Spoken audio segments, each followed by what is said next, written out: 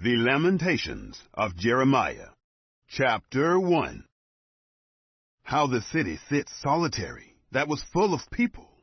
She has become as a widow, who was great among the nations.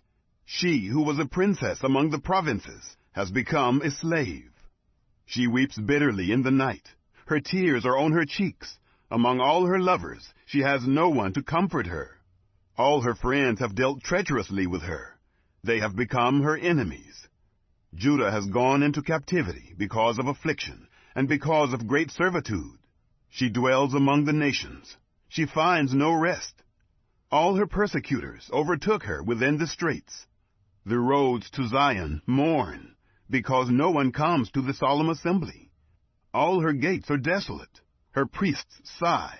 Her virgins are afflicted, and she herself is in bitterness. Her adversaries have become the head. Her enemies prosper. For Yahweh has afflicted her for the multitude of her transgressions. Her young children have gone into captivity before the adversary. All majesty has departed from the daughter of Zion. Her princes have become like deer that find no pasture. They have gone without strength before the pursuer. Jerusalem remembers in the days of her affliction and of her miseries all her pleasant things that were from the days of old, when her people fell into the hand of the adversary, and no one helped her. The adversaries saw her. They mocked at her desolations. Jerusalem has grievously sinned. Therefore she has become unclean. All who honored her despise her, because they have seen her nakedness. Yes, she sighs and turns backward. Her filthiness was in her skirts. She didn't remember her latter end. Therefore she has come down astoundingly. She has no comforter. See, Yahweh, my affliction, for the enemy has magnified himself. The adversary has spread out his hand on all her pleasant things, for she has seen that the nations have entered into her sanctuary, concerning whom you commanded that they should not enter into your assembly. All her people sigh. They seek bread. They have given their pleasant things for food to refresh their soul. Look, Yahweh, and see, for I have become despised.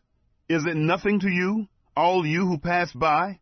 Look, and see if there is any sorrow like my sorrow, which is brought on me, with which Yahweh has afflicted me in the day of his fierce anger. From on high has he sent fire into my bones, and it prevails against them. He has spread a net for my feet. He has turned me back. He has made me desolate, and I faint all day long. The yoke of my transgressions is bound by his hand. They are knit together. They have come up on my neck. He made my strength fail. The Lord has delivered me into their hands, against whom I am not able to stand. The Lord has set at nothing all my mighty men within me. He has called a solemn assembly against me to crush my young men. The Lord has trodden the virgin daughter of Judah as in a winepress. For these things I weep. My eye runs down with water, because the Comforter who should refresh my soul is far from me. My children are desolate, because the enemy has prevailed. Zion spreads out her hands. There is no one to comfort her. Yahweh has commanded concerning Jacob that those who are around him should be his adversaries. Jerusalem is among them as an unclean thing. Yahweh is righteous, for I have rebelled against his commandment. Please hear, all you peoples, and see my sorrow. My virgins and my young men have gone into captivity. I called for my lovers, but they deceived me. My priests and my elders gave up the spirit in the city, while they sought food for themselves to refresh their souls. Look, Yahweh, for I am in distress. My heart is troubled. My heart turns over within me, for I have grievously rebelled. Abroad the sword bereaves. At home it is like death. They have heard that I sigh. There is no one to comfort me. All my enemies have heard of my trouble. They are glad that you have done it. You will bring the day that you have proclaimed, and they will be like me. Let all their wickedness come before you. Do to them as you have done to me for all my transgressions. For my sighs are many, and my heart is faint. Chapter 2. How has the Lord covered the daughter of Zion with a cloud in his anger?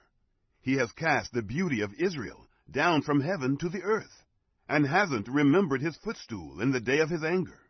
The Lord has swallowed up all the dwellings of Jacob without pity.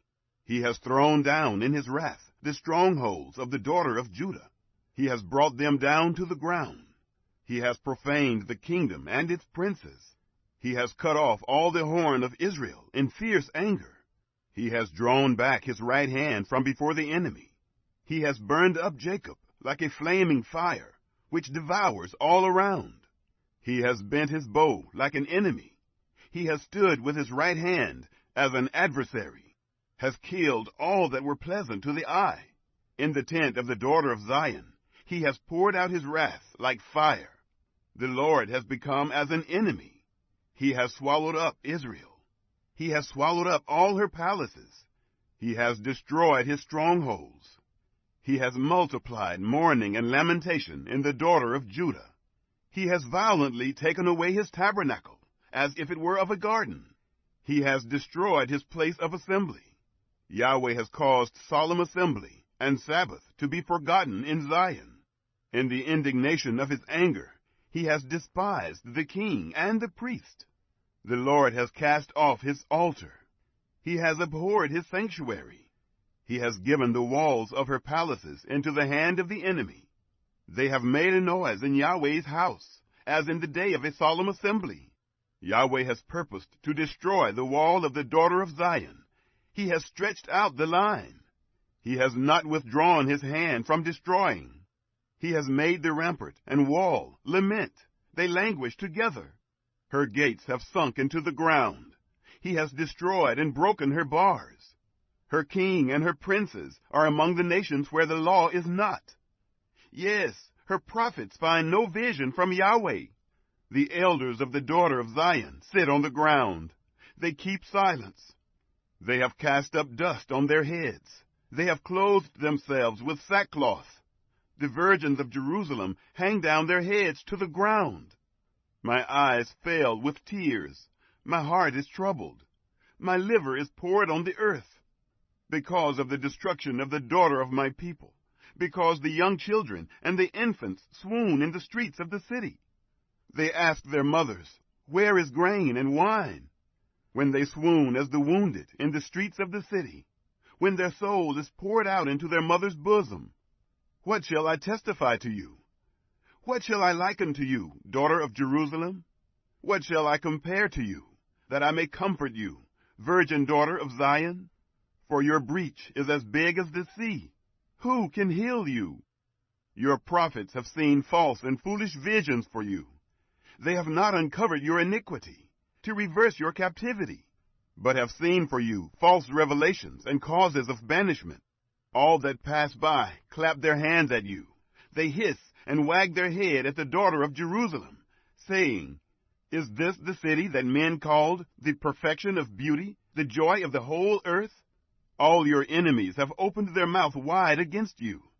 They hiss and gnash their teeth. They say, "We have swallowed her up. Certainly this is the day that we looked for. We have found it. We have seen it." Yahweh has done that which he planned. He has fulfilled his word that he commanded in the days of old. He has thrown down and has not pitied. He has caused the enemy to rejoice over you. He has exalted the horn of your adversaries. Their heart cried to the Lord, "O wall of the daughter of Zion, let tears run down like a river day and night. Give yourself no relief. Don't let your eyes rest. Arise, cry out in the night, at the beginning of the watches. Pour out your heart like water before the face of the Lord. Lift up your hands toward him for the life of your young children, who faint for hunger at the head of every street. Look, Yahweh, and see to whom you have done thus. Should the women eat their offspring, the children that they held and bounced on their knees? Should the priest and the prophet be killed in the sanctuary of the Lord? The youth and the old man lie on the ground in the streets. My virgins and my young men have fallen by the sword. You have killed them in the day of your anger. You have slaughtered and not pitied. You have called, as in the day of a solemn assembly, my terrors on every side. There was no one that escaped or remained in the day of Yahweh's anger. My enemy has consumed those whom I have cared for and brought up. Chapter 3. I am the man who has seen affliction by the rod of his wrath. He has led me and caused me to walk in darkness and not in light. Surely he turns his hand against me, again and again, all day long. He has made my flesh and my skin old. He has broken my bones. He has built against me and surrounded me with bitterness and hardship. He has made me dwell in dark places, as those who have been long dead. He has walled me about, so that I can't go out. He has made my chain heavy. Yes, when I cry and call for help, he shuts out my prayer. He has walled up my ways with cut stone. He has made my paths crooked. He is to me as a bear lying in wait, as a lion in secret places. He has turned away my ways and pulled me in pieces. He has made me desolate. He has bent his bow and set me as a mark for the arrow. He has caused the shafts of his quiver to enter into my kidneys. I have become a derision to all my people, and their song all day long. He has filled me with bitterness. He has stuffed me with wormwood. He has also broken my teeth with gravel. He has covered me with ashes. You have removed my soul far away from peace. I forgot prosperity. I said, my strength has perished, along with my expectation from Yahweh. Remember my affliction and my misery, the wormwood and the bitterness. My soul still remembers them, and is bowed down within me. This I recall to my mind, therefore I have hope. It is because of Yahweh's loving kindnesses that we are not consumed, because his compassion doesn't fail. They are new every morning. Great is your faithfulness. Yahweh is my portion, says my soul. Therefore I will hope in him. Yahweh is good to those who wait for him, to the soul who seeks him. It is good that a man should hope and quietly wait for the salvation of Yahweh. It is good for a man that he bear the yoke in his youth. Let him sit alone and keep silence, because he has laid it on him. Let him put his mouth in the dust, if it is so that there may be hope. Let him give his cheek to him who strikes him. Let him be filled full of reproach, for the Lord will not cast off forever. For though he causes grief, yet he will have compassion, according to the multitude of his loving kindnesses. For he does not afflict willingly, nor grieve the children of men. To crush underfoot all the prisoners of the earth, to turn away the right of a man before the face of the Most High, to subvert a man in his cause, the Lord doesn't approve. Who is he who says, and it comes to pass, when the Lord doesn't command it? Doesn't evil and good come out of the mouth of the Most High? Why does a living man complain, a man for the punishment of his sins? Let us search and try our ways, and turn again to Yahweh. Let's lift up our heart with our hands to God in the heavens. We have transgressed and have rebelled. You have not pardoned. You have covered us with anger and pursued us. You have killed. You have not pitied. You have covered yourself with a cloud, so that no prayer can pass through. You have made us an offscouring and refuse in the middle of the peoples. All our enemies have opened their mouth wide against us. Terror and the pit have come on us, devastation and destruction. My eye runs down with streams of water, for the destruction of the daughter of my people. My eye pours down and doesn't cease, without any intermission, until Yahweh looks down and sees from heaven. My eye affects my soul, because of all the daughters of my city. They have chased me relentlessly, like a bird, those who are my enemies without cause. They have cut off my life in the dungeon, and have cast a stone on me. Waters flowed over my head. I said, I am cut off. I called on your name, Yahweh, out of the lowest dungeon. You heard my voice. Don't hide your ear from my sighing and my cry. You came near in the day that I called on you. You said, don't be afraid.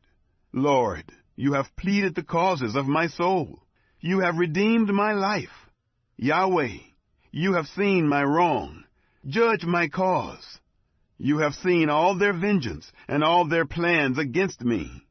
You have heard their reproach, Yahweh, and all their plans against me, the lips of those that rose up against me, and their plots against me all day long. You see their sitting down and their rising up. I am their song. You will pay them back, Yahweh, according to the work of their hands. You will give them hardness of heart, your curse to them. You will pursue them in anger, and destroy them from under the heavens of Yahweh. Chapter 4. How the gold has become dim. The most pure gold has changed. The stones of the sanctuary are poured out at the head of every street. The precious sons of Zion, comparable to fine gold. How they are esteemed as earthen pitchers, the work of the hands of the potter. Even the jackals offer their breast. They nurse their young ones. But the daughter of my people has become cruel, like the ostriches in the wilderness. The tongue of the nursing child clings to the roof of his mouth for thirst. The young children ask bread, and no one breaks it for them. Those who ate delicacies are desolate in the streets. Those who were brought up in purple embrace dunghills. For the iniquity of the daughter of my people is greater than the sin of Sodom, which was overthrown as in a moment. No hands were laid on her. Her nobles were purer than snow. They were whiter than milk. They were more ruddy in body than rubies.